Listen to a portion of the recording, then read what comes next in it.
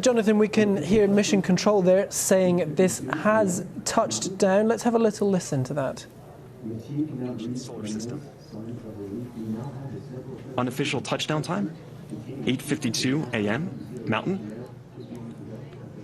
And the team can now breathe an immense sigh of relief. We now have the sample return capsule, the SRC, containing pieces of the asteroid Bennu. You see the reaction there just moments ago as they got that sample back on the ground.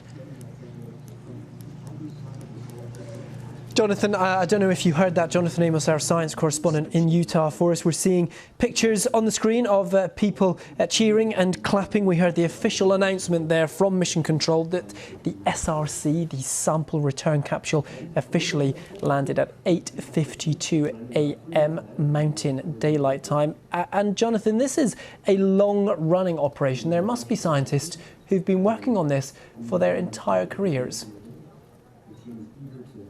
Yeah, I'll get to that in just a second. That's slightly earlier than we were expecting, actually. We didn't expect it to come down till 55 minutes past the hour, 5 minutes to the top of the hour. So it's touched the surface of planet Earth a little bit ahead of schedule.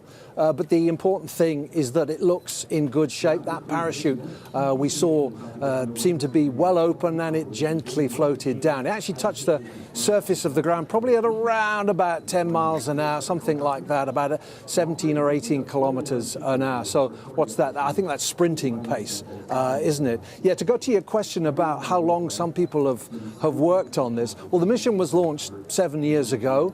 The Osiris-Rex spacecraft left Earth back then, 2016.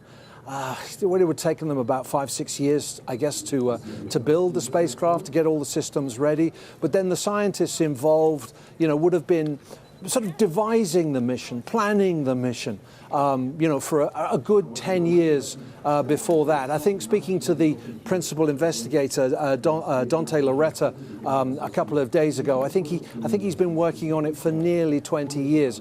I saw him actually, gave me a thumbs up just as he boarded the helicopters to go out to the recovery position. What a moment for him. All of that planning, to see it all the way through, and now to be looking at that capsule with those precious samples on board lying on the floor of the Utah desert. He must be well chuffed. And of course, for him, actually, it probably only really starts now, right? Because they've got to get that capsule back. They're going to bring it back behind me, get in a clean room, and then get ready to start analysing the samples. Well, Jonathan, tell us a bit more about that, this clean room that you talk about that. What is that? Why is that so important? But listen, if you think there's chemistry in these samples which can tell you about the formation of life, the creation of life on Earth billions of years ago, the last thing you need when you look at those samples is to have earthly contamination in there, bacteria. Even the oxygen in Earth's atmosphere, if it gets at these samples, it will start to oxidize compounds. You will change their composition, so you won't be looking at pristine samples. So that capsule, when they get it underneath a helicopter and bring it behind me here at the Dugway military base, they're going to take it into a temporary clean room. They'll take the heat shield off, that's had that really violent re-entry, the back shell, the top half, if you like, of the capsule.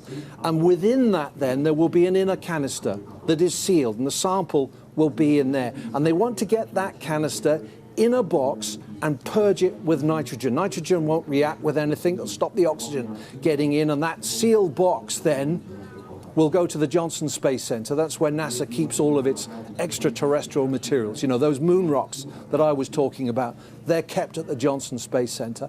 And they have built a dedicated clean room down at Johnson.